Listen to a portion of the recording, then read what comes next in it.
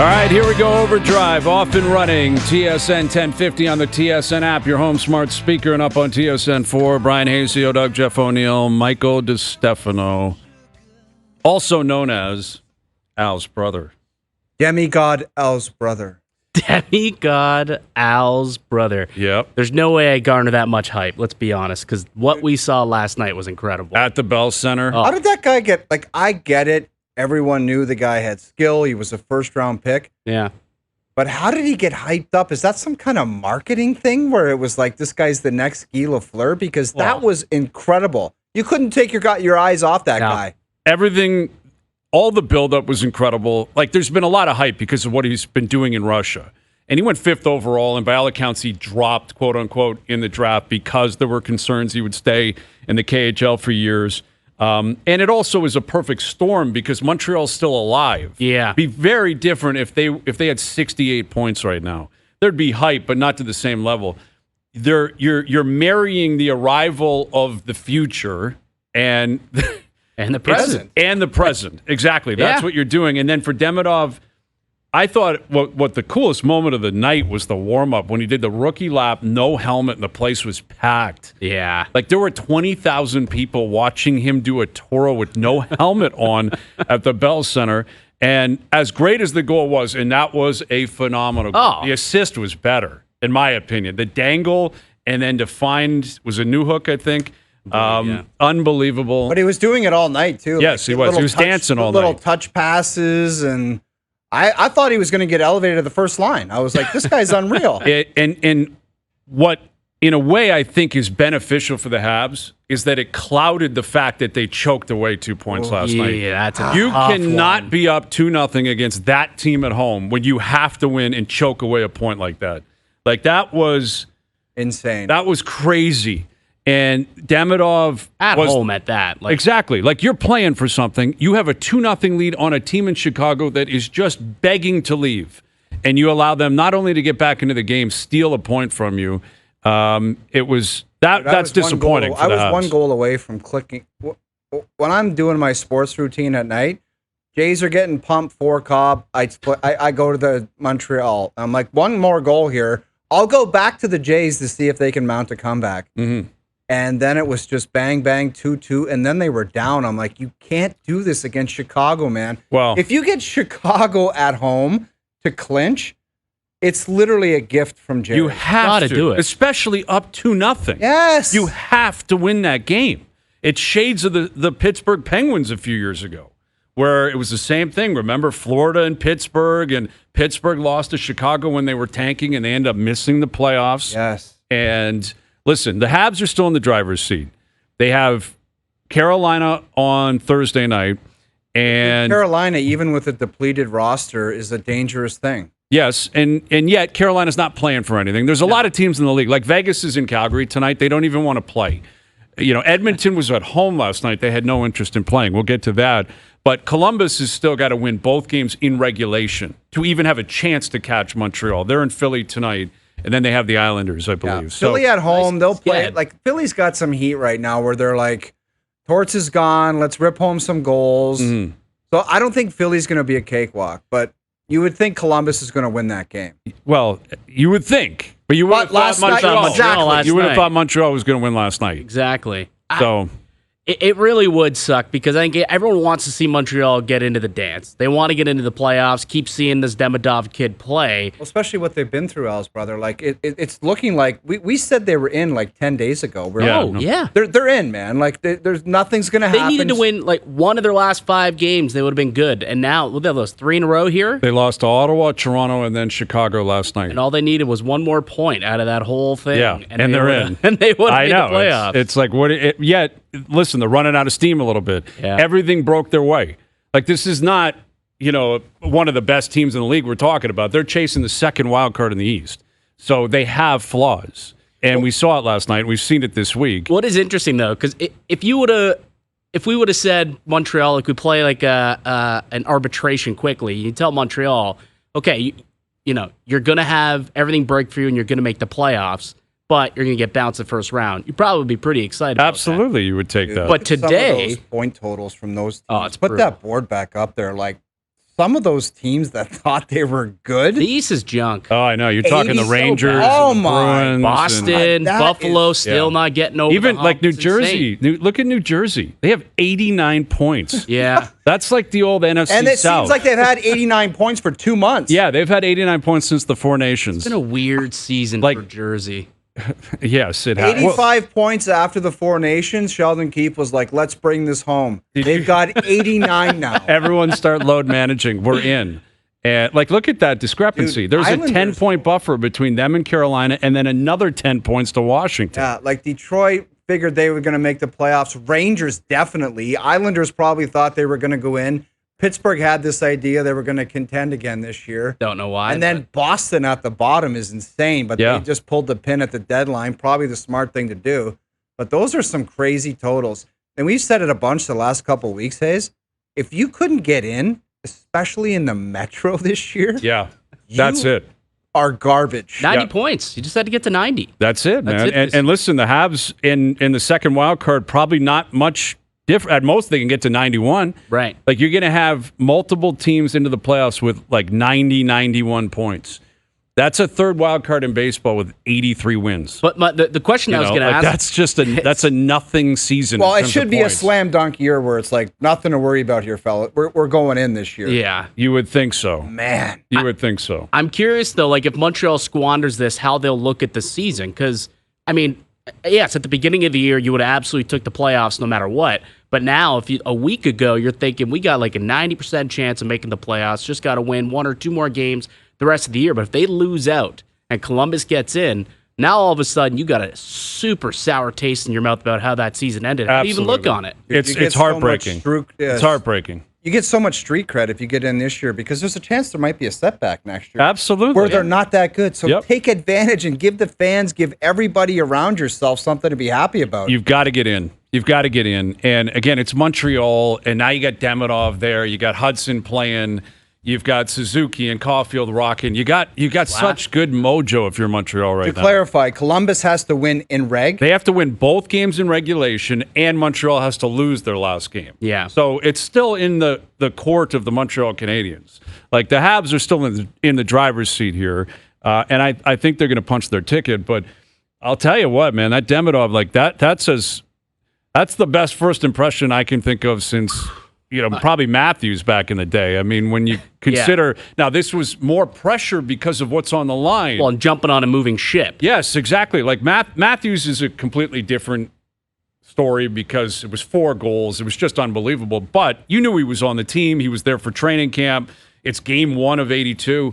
This is game 80 or game 81. 81. Game It 81 would have at the been Bell so Center. easy for him to be overwhelmed by the moment, the crowd, everything, and bumbled the puck and been behind the play and been a mess. Yeah. And he wasn't. He was the best player on the ice. He was outstanding. And 2 points listen, in, like what, 10 minutes into the game? he's going to have some growing pains. He did on the third goal. He mailed in the back Yeah. check pretty badly there. And there's going to be some warts in his game. He's a young kid. He's 19 years old.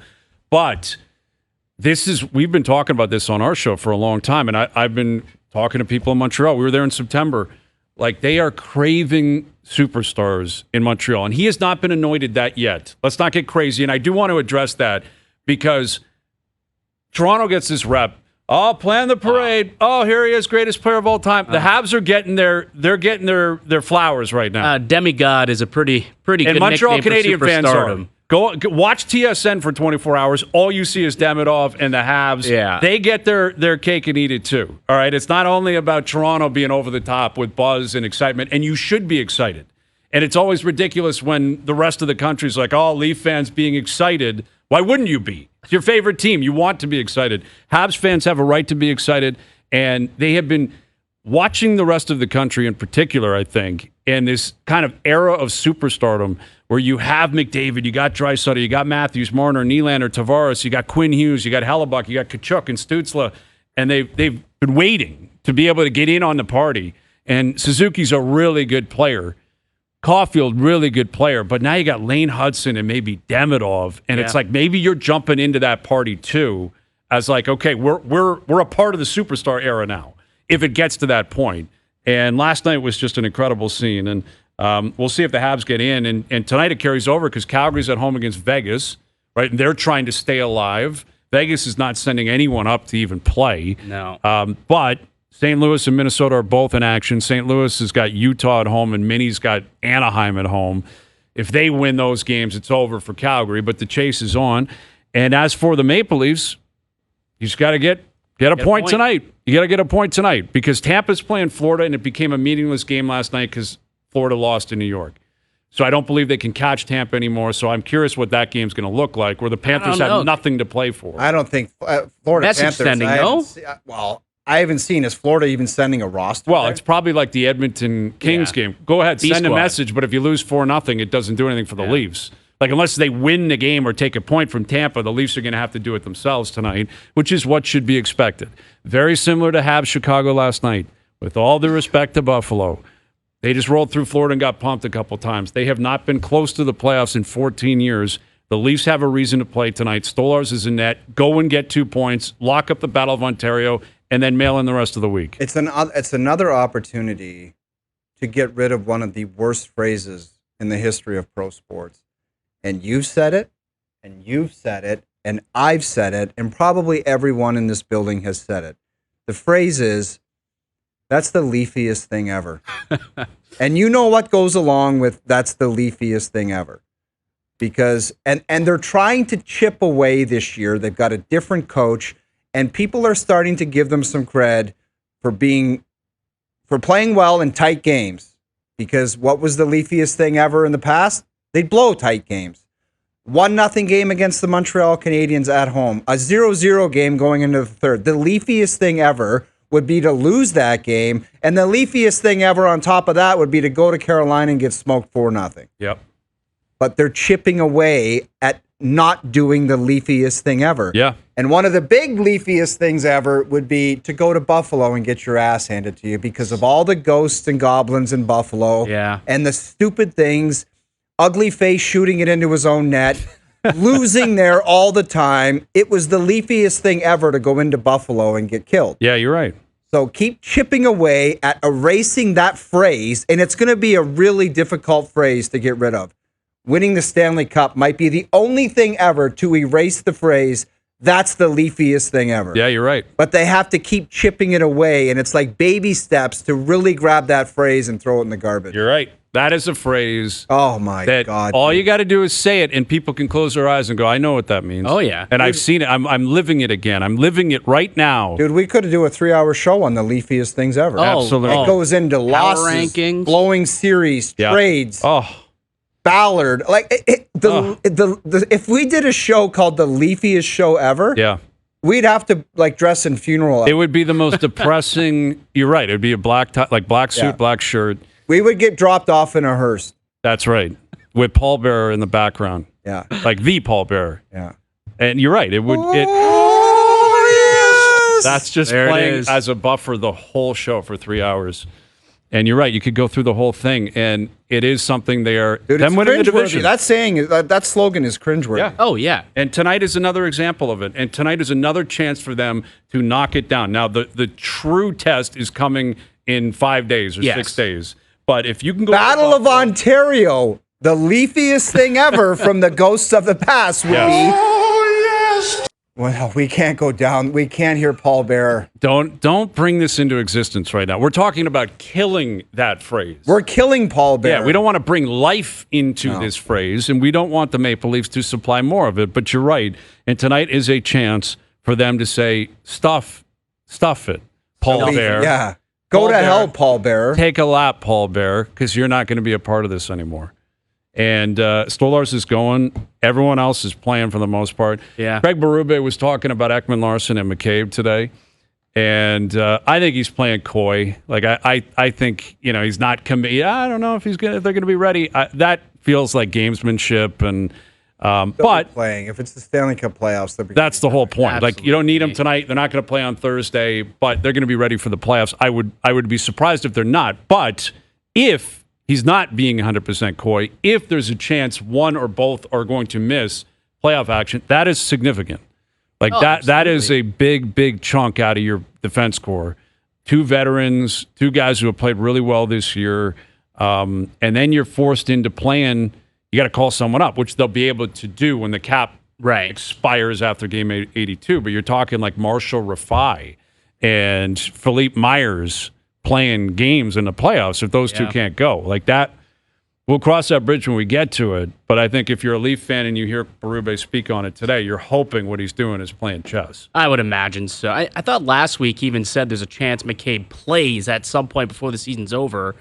If he's not playing tonight, I suppose that means potentially on Thursday, but if they were saying that last week, I mean, the guy hasn't skated since, so I don't really know if there's been a chance to be a setback. You would think that he'll be ready to go for game one, and that would be the one guy that I think would seriously worry me because he's been a massive part of this team's success this year and kind of flipping that script of playing that sound defensive game, hard-nosed, and going up against Ottawa. Now that it's nearly locked in that it's going to be Ottawa, that's a physical team. That's a team that likes to get up in your face. Jake McCabe will need to be in the lineup for this team. And it'll be interesting, like, as much as the Leafs are playing coy to an extent with McCabe, the Sens are doing the same thing with Tkachuk, who hasn't played in a long time. Yeah. And the belief is he'll be ready, but will he be at 100%? Because if he's not, like that's a big chunk to start the playoffs. Guys get hurt during the journey, but to start the playoffs, banged up or at 90%, you can get down to 80% quick. Yeah. You hit that guy a couple of times, and you know that's going to be the plan. Easier said than done because he's a Bull. But, we got a big one tonight in Buffalo. You can hear it right here on TSN Radio, watch it on TSN 4. So we'll tee that up throughout the afternoon. Alice, brother, you're down at the Jays game last night? Yeah, I was down at the Dome. So you got to see Miles Straw hit a home run last night. That's about it. Miles Straw has more home runs than Vladdy Jr. and Bo Bichette combined. Isn't that incredible? Like, it's. I was thinking about it last night watching that game because here he goes. I am. Because up until you've already had enough of Hayes. Up until yesterday, it was awesome. Vladdy signed $500 million. This is great, and I'm a proponent of that. I like that they kept their homegrown star. Yep. They're 17 games in. It's getting ridiculous now how poorly these guys are playing. They are awful at the plate, the two of them right now. I was sick to my stomach yesterday, and it's funny. I was with some friends, and I couldn't believe it. But one Vladdy, game in, man. You're pissed. They were both 0 for 4 last night. They were terrible. It was awful. But the fact that I don't know, guys. was it onside or offside that the crowd gave Vladdy an absolute standing ovation his first at-bat last night? I think that's onside. For me, I'm sitting here, I'm like, since he signed his contract, he's done squat. Well, and this is where I think it's going to have to spin. Like, you look at what's going on in New York right now with Juan Soto, and we'll get to that, where he's complaining that he doesn't have Judge with him. The Mets are 11-5. Like, they're off to a really good start. He actually came out and said, I don't have Judge behind the protection. Yes, he's like, well, basically, I don't know if there's audio of that or it was just, okay, I think it was just the New York Post anyway. He was asked, like, are pitchers approaching you differently? And he's like, well, yeah, because I don't have Judge behind me anymore. And it did not go over well in New York. That's what I get to, Hayes, when I talk about situations where,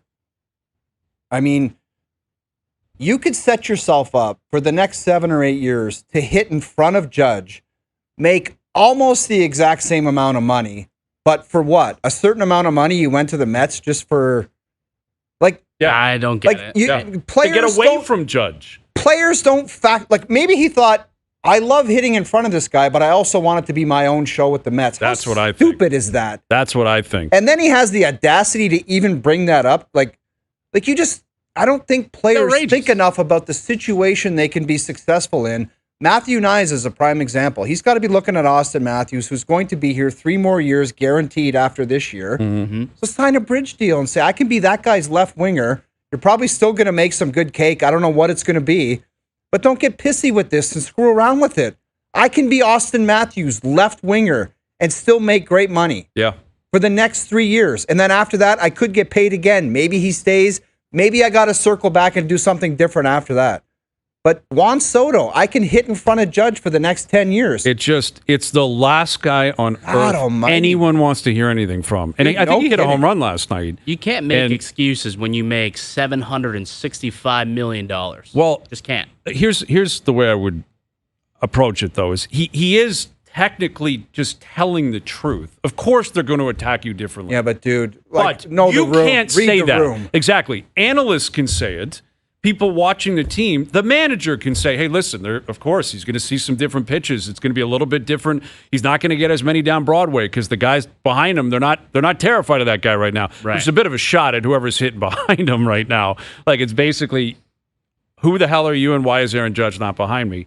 But no one wants to hear it from a guy who just made $765 million. 16 games in, you can't say, well, what do you want out of me? I mean, they're not giving me what I'm looking for because Judge is in here. That's bananas. It's a crazy, crazy comment to make. And again, the Mets are 11-5. They're off to a great start. And he's just kind of plodding along. He hasn't had a great start. He's been okay. Dude, if I was Cohen, I would literally march down to that clubhouse and be like, I ever hear something like that Yeah. for you again. for $765 million. You lost the right to say that. New rule, you're never allowed to say the name Aaron Judge. Or the Yankees, you can't, nothing. It didn't exist. You didn't play there. You're a New York Met for the rest of your life, and you make whoever's sitting behind you work. You make them pop, and you make the guy in front of you pop, and it's an astonishing comment. But that's where I'm at with Vladdy in particular. Like, now that you got the contract, it's time you got to get going here, man. Like, you're 17 games in, you have not hit a home run. It's unreal. Like, that's an astonishing statistic. Miles Straw has more home runs than you. You've got to get going, man. I know it's a long season, but they're already 10% into the season. Like 20% comes quick, and then 30%. Like he's got to get going. And last night I thought him and Bo, both of them, their approach, and they got some tough pitchers coming up tonight, tomorrow, throughout the rest of the week. Dude, who was that hillbilly chucking for the Braves last night? Yeah, I know. Well, That guy just wheeled out there with his stash and his mullet. Yeah. And was slicing and dicing. No note through 6? Yes. Until the homer? Yeah, Miles Straw broke it up. Like, I remember, you almost witnessed a no-hitter I almost witnessed at the Dome last a night. no-hitter. I'm looking at I think it was at the start of the 5th inning. I look over and I look up. I'm like, this guy's only thrown 35 pitches. Yeah. We're in Grant the 5th inning. Holmes. He's thrown 35 pitches, and like 28 of them were for strikes. Yeah. Like, that guy was dealing last night. Yes, he was. Yeah, he was. I saw something so outrageous, too. So the glove guy is one thing. Right. Eye paint guy? That's a whole other ball game. Eye paint guy. He had with the dome closed. Dome closed. There's not even any sun. There's no reason for this. God. Double eye paint, both eyes, with a Brett Laurie jersey. Brett Laurie jersey. I like that guy. He had some pizzazz. Brett Laurie? Yeah. He was a He had a lunatic character. out He was a there. character. Remember how many Red Bulls he would admit after the game, like, I had 5 Red Bulls during the game. He was going nuts. He was a jacked up guy. Yeah, they unleashed. That was a pretty good trade when they got Donaldson for Laurie going the other way and other pieces. But yeah, eye black guy in general is completely unacceptable. Maybe if you're lower bowl day game in the sun. Yeah. Maybe. And I've been that. If you're behind home plate when it's hot, it is scorching. Dude, but even I don't care what the hell you're talking. Bring glasses. That's no what one has the right to wear eye Sunglasses. paint. Eye black guy is that RCMP needs to be tracking him. I couldn't That guy's believe up it. to something. I and couldn't we need to know believe what's when I going saw on. that. I just laid eyes on that, and I'm like, that is probably the most outrageous thing I've seen at a ballpark. Yeah. The two sports, we've talked about it, it's baseball and golf, where you see like guys that they thought they could make it. That guy thought he was making it to the majors. He played Little League ball when he was 10 and 12. Was probably a good player in Kitchener or something. I've said it for years, man. I don't care I don't know what the hell you think you're doing. You do not wear golf shoes to a golf tournament if you're not teeing it up. Never. No. Never, Wear ever. your casual shoes that you would wear to walk around. You are agree. not wearing your golf shoes. I know. And you see it all the time. What do you want grip for? Well, the explanation is you're walking up and down hills. Tell me you're a golf shoe guy, Elf. I'm not a golf shoe guy. However, at least I can look at it, and especially if it's a little wet outside and you don't want to get your runners all grassy. But here's like these are the pair of shoes that I wear on a golf course. I'm going to a golf course. But you're not playing. You don't wear skates to the Scotiabank Arena. Yeah, but you're not on Fairway ice. Gardens, what are you going to wear your ice hockey skates? Right. Like if you go down to a Raptor game, are you wearing Jordans, like high top basketball Jordans, thinking I could be playing, or I might walk on the court at some point? That's the point. There's no such thing as thinking I could be doing. You're not doing anything. No. You're a spectator. You're a patron. You're a fan. And it's the same thing with golf. Like glove guy, it's the same thing. As I've pointed out for many, many years, if you're there with your kids, totally different story. That's an experience. They want to bring their glove. They want you to bring your glove. If you're there as an adult, the 2 of us or 3 of us are at the game and one of us has a glove. I'm sorry. That just is completely unacceptable behavior in society. Dude, if I had glasses on and I was walking to meet you guys for a Jays game and I noticed one had paint under their eyes and the other had a glove, Out. and I know you didn't see me, I turn around and I get in an Uber and I go home. Yeah, without even a courtesy text to No, say why you're not not there. even saying I can't Ghosting. make it. I just would never be able to live with myself walking in there with a guy with a baseball glove on, a grown man. Ghosting. King Daddy Topper, he had a sign with him that said, "Give it a whack." And when Vladdy stepped up to the plate, he stood up and put the sign up that said, "Give it a whack." I could not believe that. I never saw him on TV last night, and No. that's another thing. We're sitting down in the bleachers. You ever done that? Those $20 bleacher tickets? I haven't. It's actually no. not a bad setup. Yeah, they got. it's They not bad in the listen. They've outfield. done as good of a job as you could do with that place. Yeah. Did you want to hear something with what the disgusting? dome is? They've done a really good job. This is going to cut deep. One of our childhood heroes, Doug Gilmour. Oh, no. Don't I No. stop No, no. talking. I don't want to hear Listen. that. I can't look at Doug Gilmour differently. I don't Listen. want to have a different impression of Doug Gilmour. It's the worst thing you've ever Don't tell me what it is. He just sent me a note and says, I cut my grass in golf shoes for traction.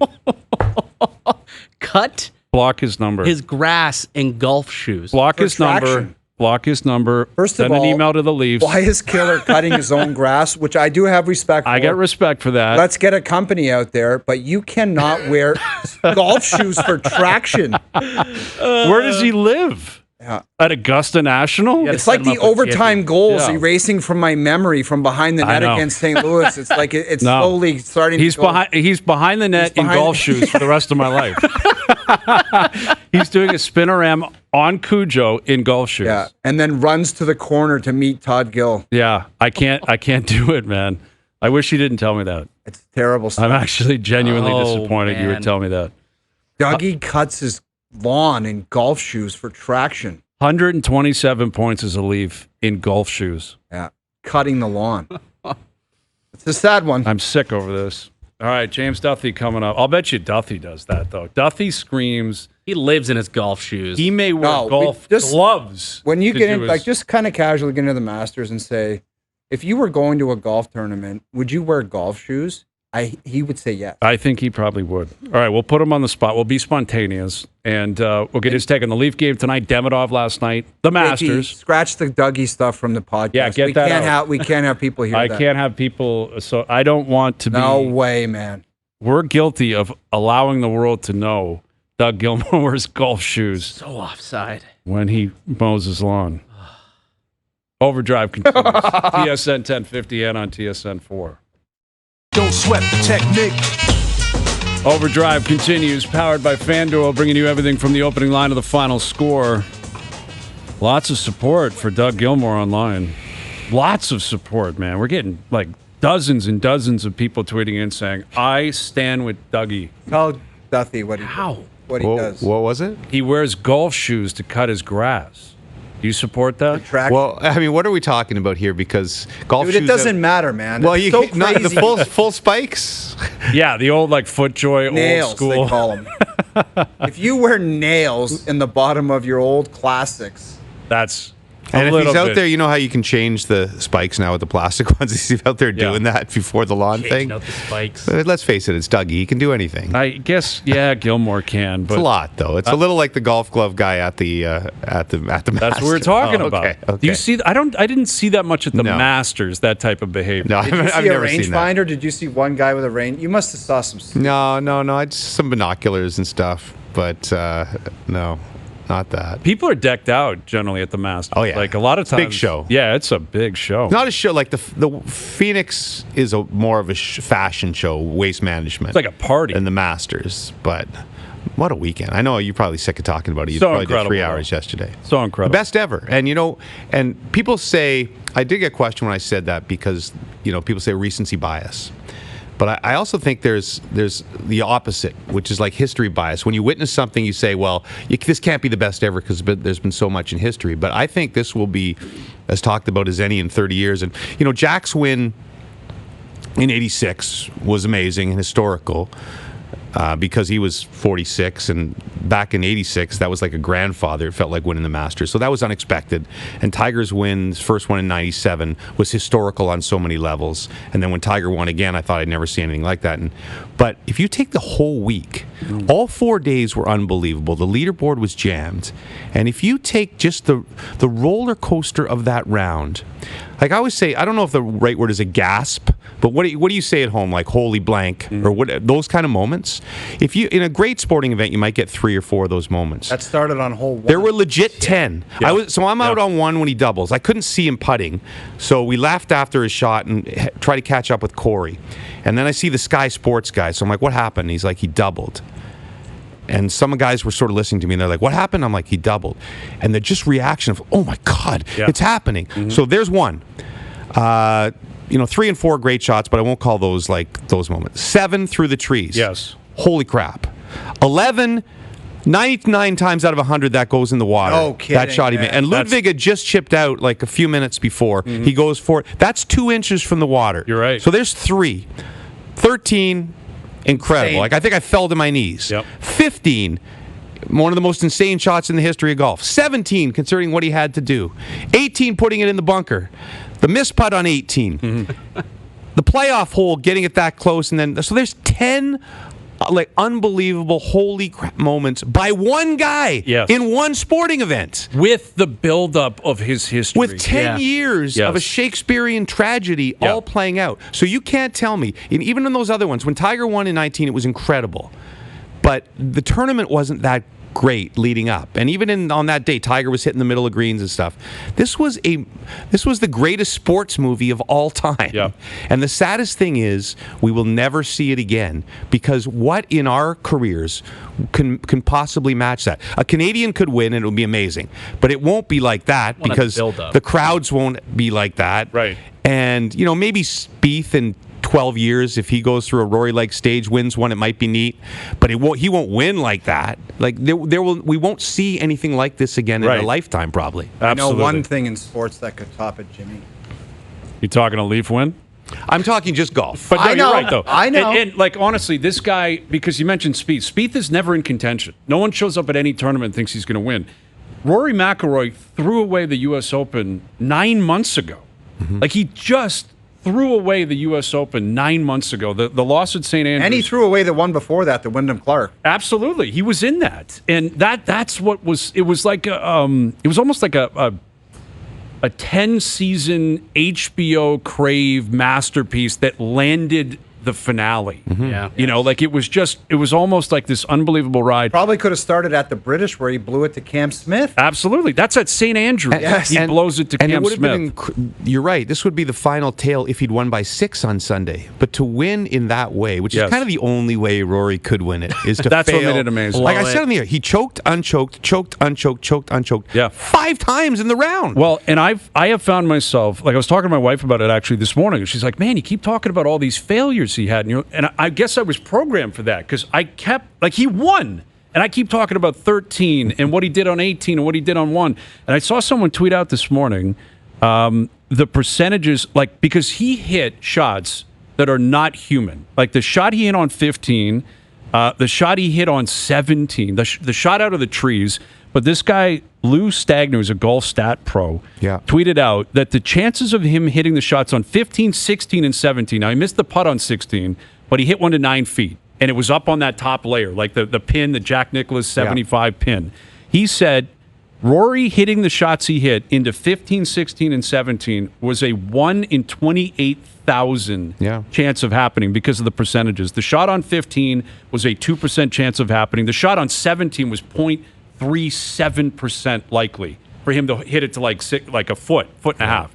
So that guy had a 3-hole run with 3 of the greatest irons we've ever seen in our lives, and yet he still almost threw it away on 18 with one of the worst wedges we've ever seen in our life. It's just an unbelievable story, and we're 2 days removed. I still can't believe it. Sorry, this sound like a horrible, like, humble brag, but when I got to play, I was in the exact same spot he was at on 13 because I laid up.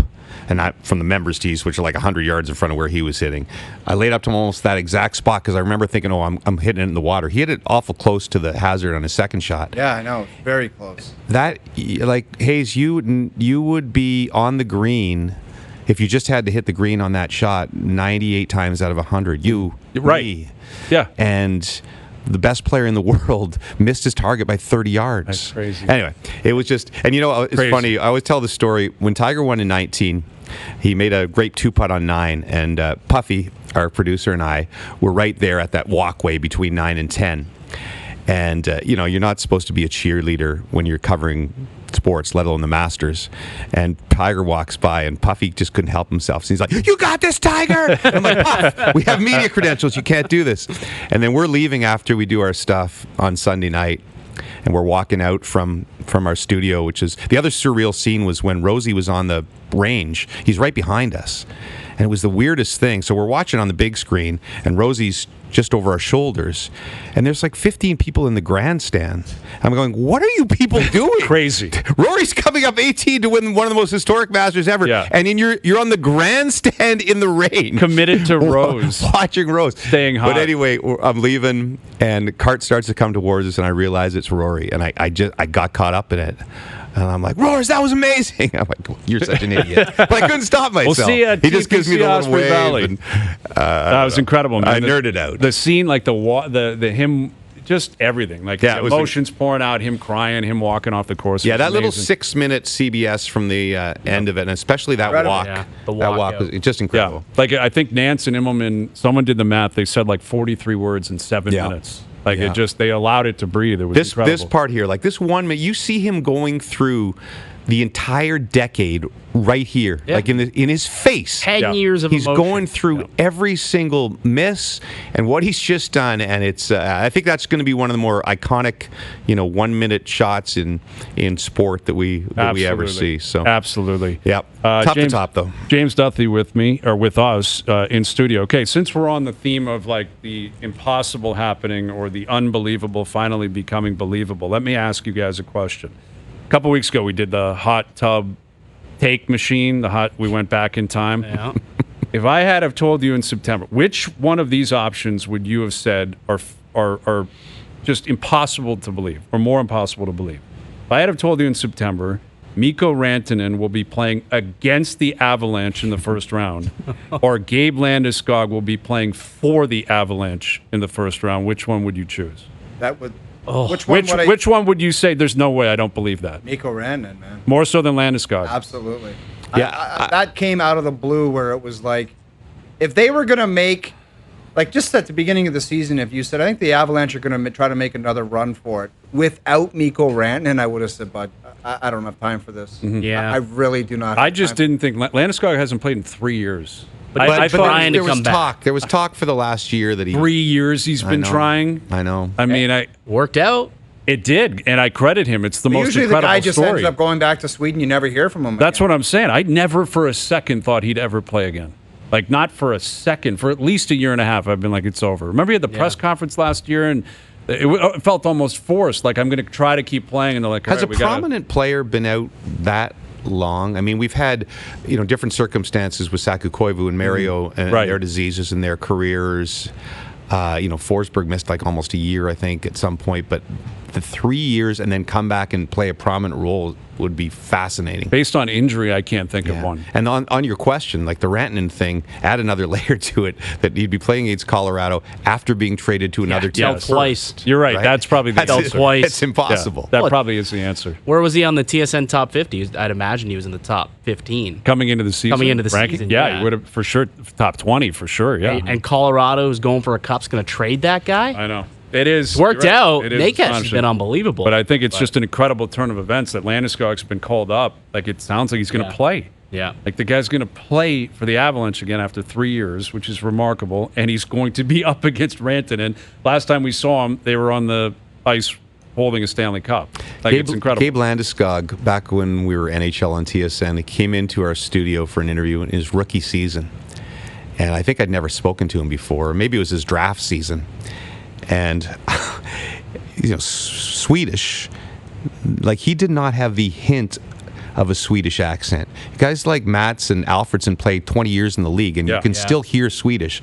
Gabriel Landeskog, at 18 years old, did not have one tinge. He sounded like the most Canadian guy you could ever. And it threw me because I guess I'd never spoken to him before, and he was 18 or something at the time. And just bizarro. He sounds like he grew up in like Don Mills. Exactly. Like this guy's a Swedish player. So where are you at with Demidov? Where are we going?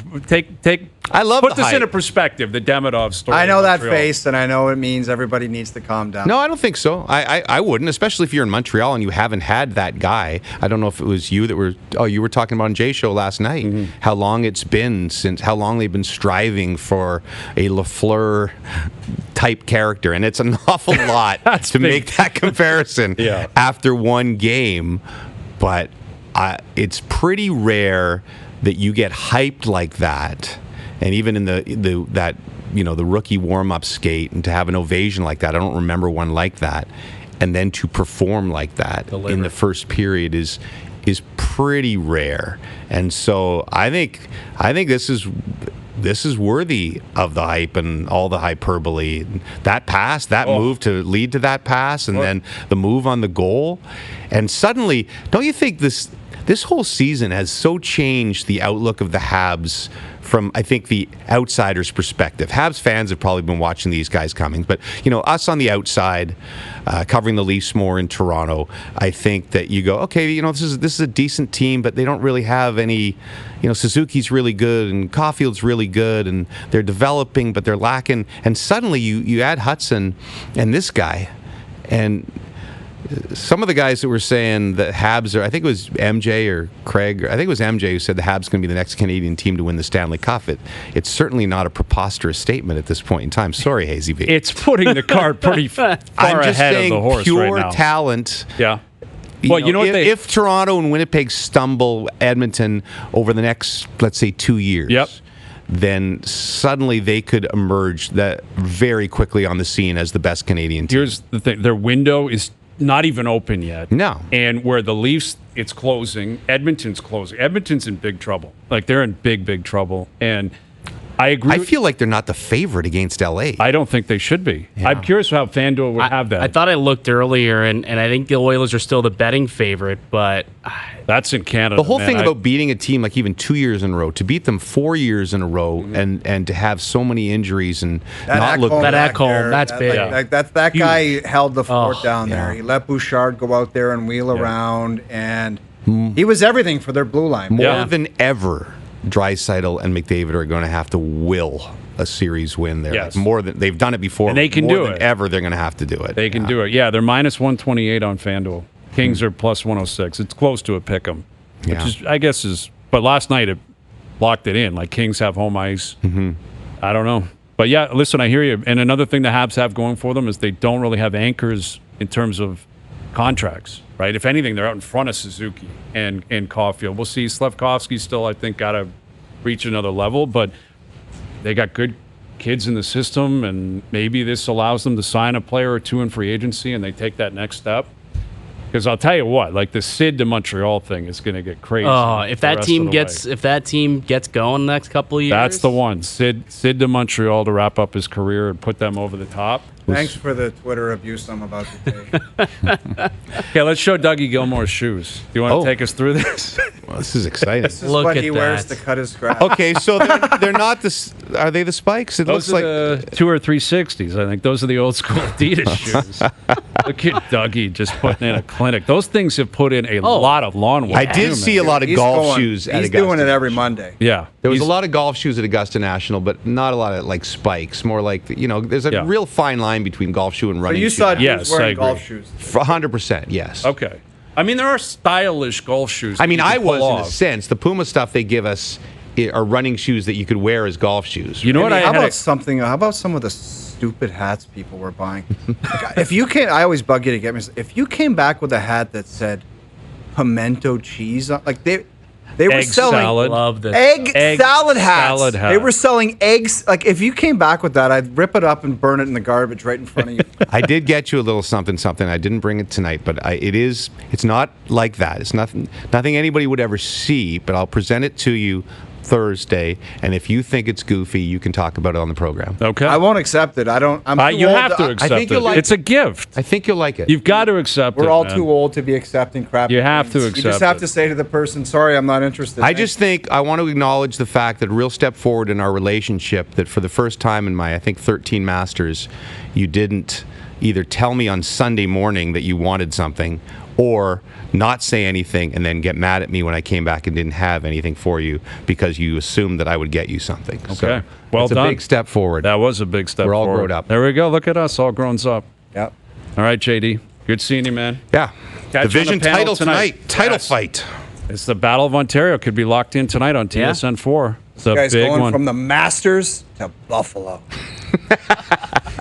That's how you show you. That's how you do. That's Stretch a broadcast. exactly. That's range. They call Range, it. That's the range. range. That's right. why he's up for the Canadian Screen Awards. Stop. Every You never single know. year. You might take him down this year. I'm going to try. I'm on Team Hayes. Thank you. Thank you. Did you vote? Well, no, I wouldn't vote for you, but symbolically, I'm on your. I I'm on appreciate your the side. support. I don't have a Symbolically. vote, so it doesn't No, I matter. hear it. Me neither. All right. There's James Duthie. We'll catch him on the panel tonight. Overdrive continues, TSN 1050 and on TSN 4. All right, Mike Johnson coming up. Confirm or deny as well. Head of Leafs Sabres tonight. We got a bunch of games in the NHL. Jays back in action tonight. Looking to bounce back. 9-8. Yankees won last night. Yankees leaped over them. It's early. You can't be Red like Sox tracking the got standings. You did have a little 18-1 was it last night by the Rays? You did have a little mini blow up. It was like yesterday. You were like, "This is a great deal. Congrats, Ross." Today you were like, "Vladdy needs to wake up." Listen, it's a 14-year contract. We can't analyze the contract every single time he does something positively or negatively. Don't say I didn't warn you about it. I was the third choice for a guy you wanted to hand money out to. Listen. Otani was 1, Soto was 2, and you just settled for 3, and you just did it to do it. Well, Wow. there is truth in that lineage in terms of Yeah. what they were trying to do. But like he's got a slash line right now, 284, on base 347. He's slugging 343. Like that's an OPS under 700. He hasn't hit a home run. Looking at the Jumbotron last night, Miles Straw and Tyler Heineman led the Yes. lineup in OPS. Yeah. Heineman and Straw have home runs. Those are bench players. Heineman has not hit a home run since 2019. And he's got more home runs than Bo and Vladdy. Hour 2 coming up. Positive thoughts continue. TSN 1050 and on TSN 4.